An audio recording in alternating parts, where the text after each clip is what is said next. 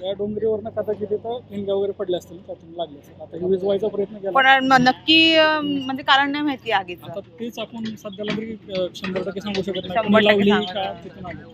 तिथं आज आजूबाजूला कंपाऊंड आहे ना, पण कंपाऊंड आहे, पण ठिणगे वगैरे पडले, तिकडे वर आग लागली.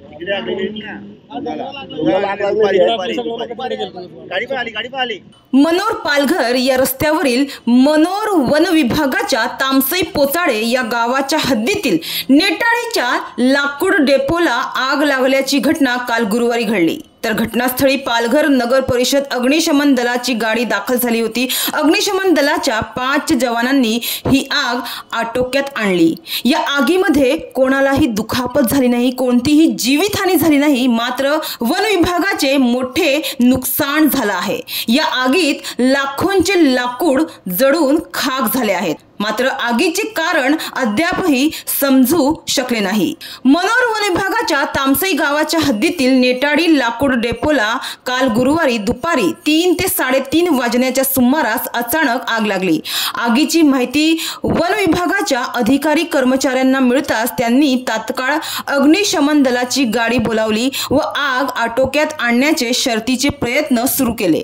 यावेळी जेसीबीच्या सहाय्याने न जळालेली काही लाकडे बाजूला करण्यात आली, तसेच आग विझवण्यासाठी पाण्याचा टँकर देखील घटनास्थळी दाखल करण्यात आला होता आणि तामसई पोचाळे गावातील ग्रामस्थ यांच्या मदतीने ही आग अखेर आटोक्यात आणून विझवण्यात आली। दुपारनंतर उन्हाचा तडाखा असल्याने आग पसरत गेली होती। आगीचे रौद्र रूप बघता अग्निशमन दलाने आग विझवण्याकरिता युद्ध पातळीवर प्रयत्न सुरू केले व आग संध्याकाळी उशिरा विझवण्यात आली। मात्र या डेपोमधील लाकडाच्या बिटांचे लाखोंचे नुकसान झालं आहे। मात्र ही आग कशी लागली हे अद्याप अस्पष्टच आहे।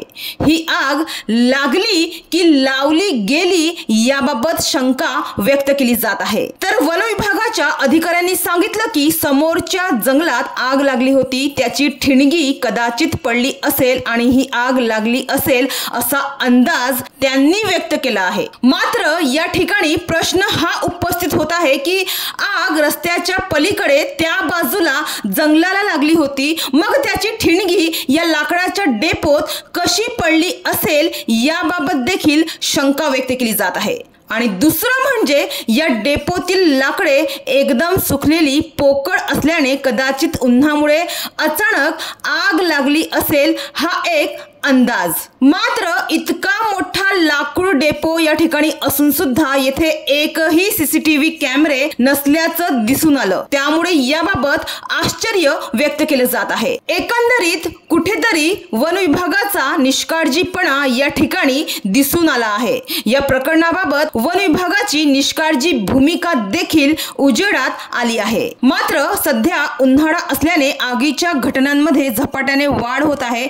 आगीच्या घटना वाढल्या आहेत। सध्या जंगलांना आगी लागतच आहेत। वणवा हा तीव्र उष्णतेने लागू शकतो। सुकलेल्या पाल्या पाचोळ्यावर जेव्हा तीव्र सूर्य किरण पडते तेव्हा ज्वलन प्रक्रियेने आग लागू शकते। ही आग हळूहळू पसरते आणि मग वाऱ्यामुळे विशाल रूप धारण करते। कधीतरी या आगीचे रूप खूप भयानक असते आणि आग आटोक्यात आणताना वन विभागाची दमछाक उडते। ही एक नैसर्गिक प्रक्रिया आहे आणि त्यामुळे कोणाचा यावर ताबा राहत नाही किंवा ताबा ठेवताही येत नाही। बऱ्याचदा वणवा मानवाच्या निष्काळजी वृत्तीमुळे सुद्धा लागतो, त्यामुळे आता वन विभागासमोर याचे मोठे आव्हान असणार आहे। मात्र उन्हाळ्यात तापमान वाढीमुळे अशा घटना घडण्यामागे अनेक कारणे आहेत, त्यातील शॉर्ट सर्किट हे मुख्य कारण मानले जात आहे। यासाठी उन्हाळ्यामध्ये नागरिकांना दक्ष राहण्याची